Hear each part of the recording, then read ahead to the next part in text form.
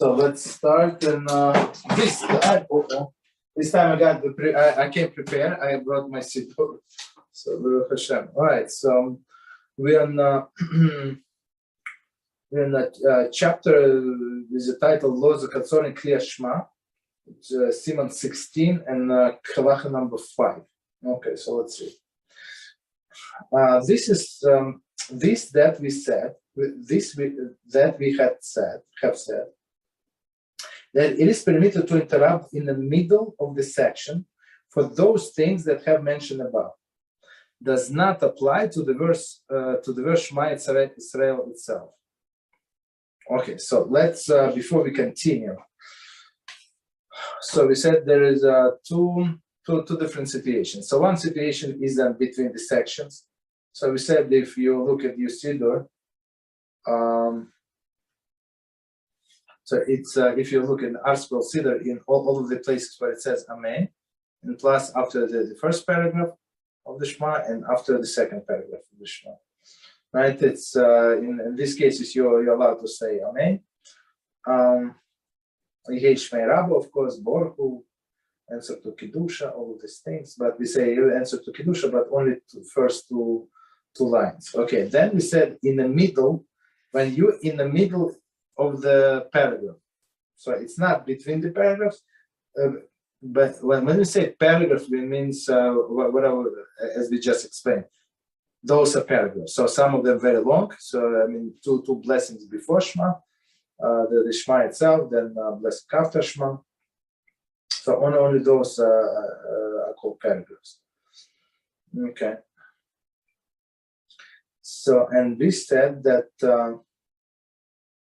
1 second. So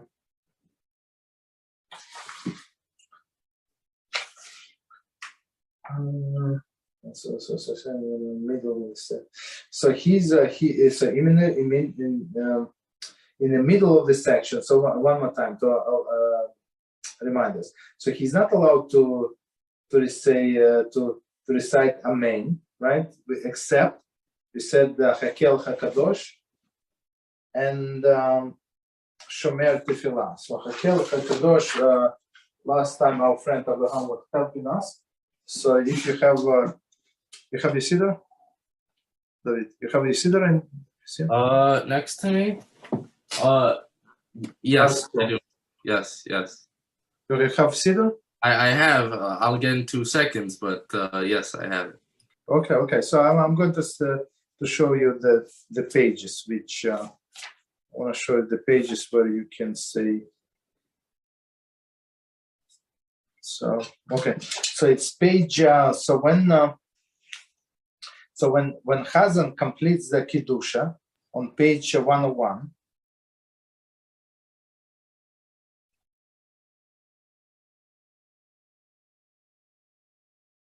Well, let me know when you get there. You there? Okay. So Hakel HaKadosh is on this 103. So this is Hakel HaKadosh. So after this, you're allowed to answer Amen. And Shomer Tefillah is on the page. Wait, Hakel HaKadosh is in the Shemoneh Esrei? Yes. Page 103, you said. Yes. It's the first blessing on top of the page, right? So basically, so you're now in between of the section of Shema. So you're not allowed to say Amen, right? We said you're not allowed to say Amen except these two cases. So page 103, Hakel HaKadosh is you say that HaShem is holy. And the second one, Shomer Tefillah, on the page 111. Wait, so basically, I'm not allowed to say it between Hakel HaKadosh and Maidim, right? Between No. Step back. You're in the middle of the Shema. Correct. Oh, you're in the middle of the Shema and in the middle of the paragraph. Yes. In the middle of the paragraph. So you're not allowed. In the middle of the paragraphs, you're not allowed to say Amen. Wait, I'm confused.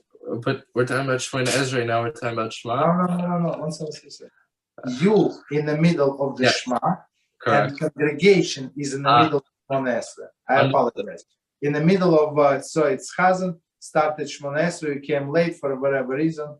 Okay, so you allow. I apologize. Sorry for confusion.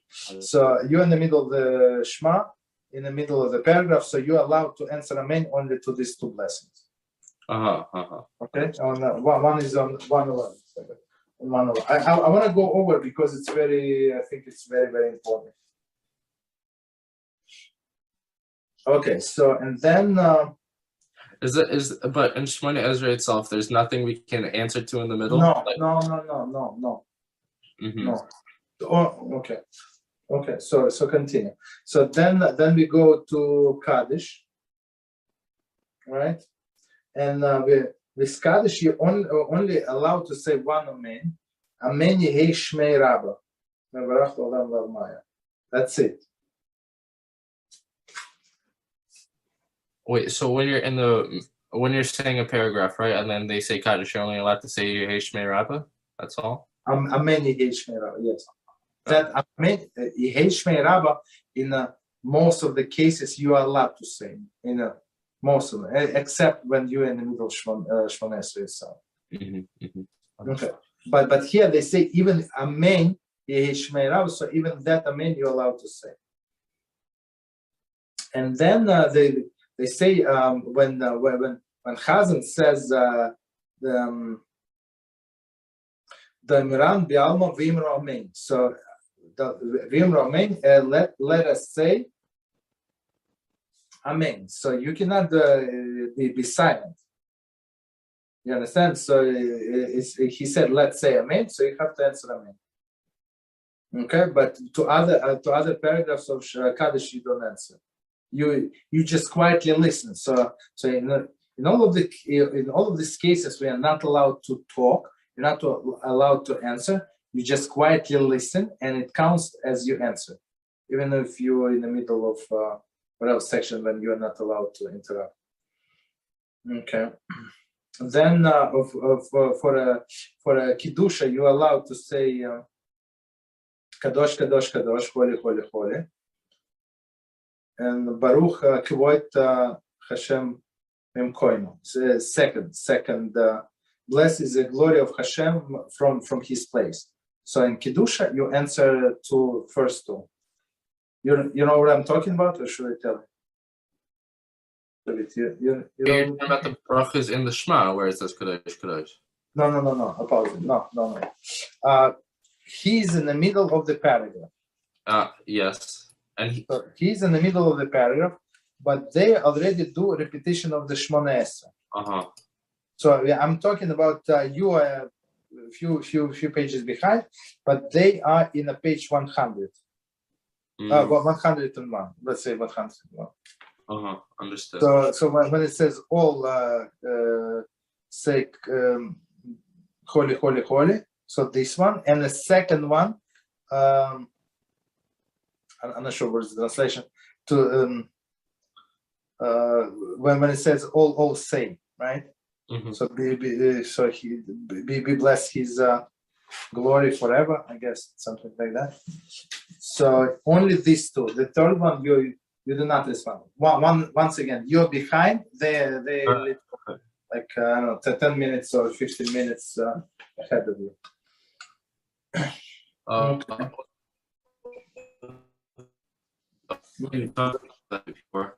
Well, one second. It was not clear. Say it again. The sound was breaking up. Say it again, please. Hello. Somehow yes. What's it called? Baruch Shamar is a bracha, correct? Pretty much. Yes. Say it again. Baruch Shamar in Psuki de Zimra. In the Psuki Baruch Shamar. Okay, the very first thing, right? Yes. So just going back to refresh my memory, over there, you, since it's a bracha, what responses can you make? You can make Kaddish, probably, correct? In the middle of that bracha? Yes, or nothing.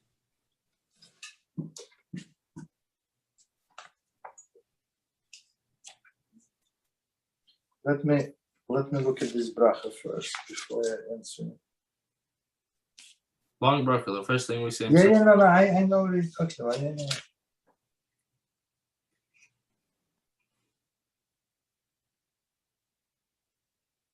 So basically,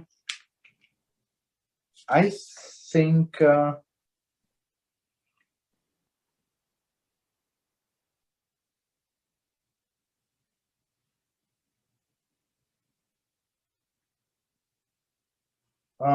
I think you can say that the way I understand. Maybe I'm saying you can answer Amen except the last line, because the last line is actual blessing, Baruch atah HaShem.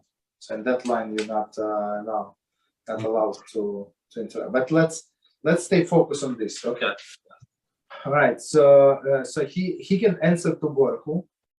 Chazan calls for Baruch Hu. You can answer. So you're in the middle. So they're a little ahead of you, right? Or Baruch Hu is actually you're a little ahead of them. Let's say, or let's say when you're very behind, or somebody is very behind, so they already start reading from the Torah, and you're still in this Shema. Okay, so you're allowed to say your answer to Baruch Hu. So when you get to Modim, so Modim you're also allowed to answer. Modim is on page. I'm going to find Modim now. 1 second. So on 113 you have Modim. So the Chazan read whatever the long one, and you read the short one. But when you're in the middle of Shemoneh, you say you just bow Modim anachnu lo. You said only 3 words, or as we said in English, it's 4 words. But the end result is the same. Rabbi, very quickly. So I at where I daven mincha, right? So they don't daven maidim for mincha. Do many people do that or no? Maidim derabanan. Why not? Why not? Why are you saying that? Okay, I asked one of the rabbis there who was there for 50 years. Okay, 50 years. He was a bacher there, and he said that the reason is bittul Torah. I asked someone else. Okay, I got it. So basically, during the Shacharis, right, and during the mincha, it was instituted by our sages that the Chazan is going to repeat for everybody, and it says that everybody have to listen attentively, right? Answer Amen, Yehei Shmei Rava, and it's going to be counted as they themselves were praying Shemoneh Esrei. Okay, that's halach. For who? For people who could not read. And don't forget, in olden days, all of this Sidurim, it was like very, very expensive. Only rich people could afford the Siddur. Forget about other books or even the Siddur. You understand? So, of course, the community in Shul had few Sidurim, but it was a big deal. So unless you know by heart all of these prayers, you have a good memory, and you were learning it in from your childhood, you would not know the prayers. Basically, laymen did not know the prayers, right? And that's why they instituted, so everybody would be counted as they say Shemoneh, right? But people they say in yeshiva, we know, all of us know how to read.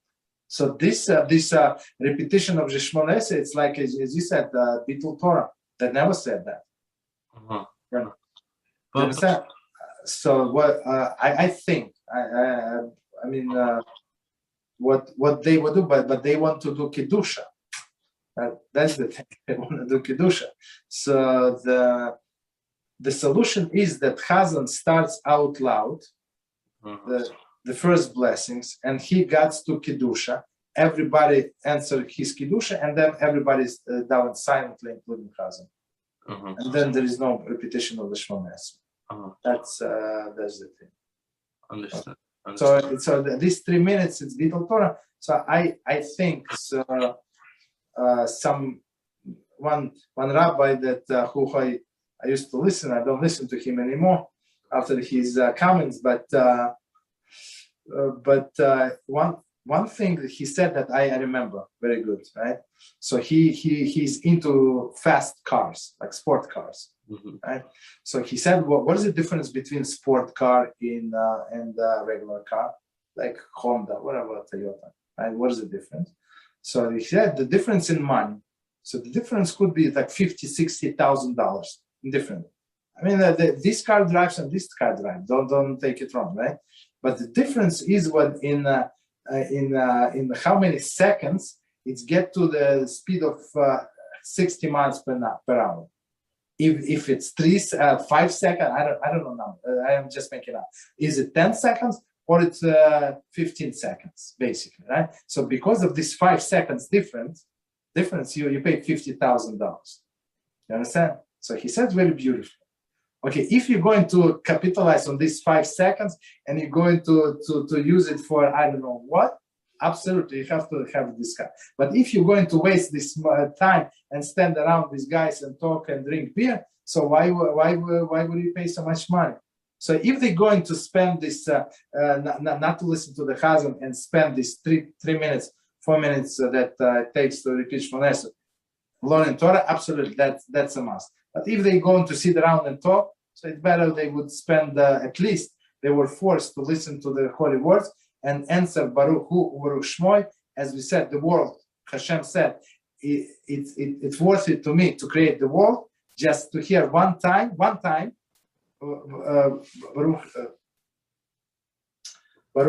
Hu, Baruch Shmoy. That's it, one time. You understand? So if they lose the opportunity and they drink coffee or talk, so better they don't know what the value is. But if they're going to go back to learning, absolutely, that's a must. So that's a simple explanation of what they say. So I mean, many things people take out of context, and if they know the context, it's whoa. But if you know the context, it's not so good. Okay. So let's go back. Okay, so we learn all of these things that you're allowed to say in the middle of the paragraphs. Okay.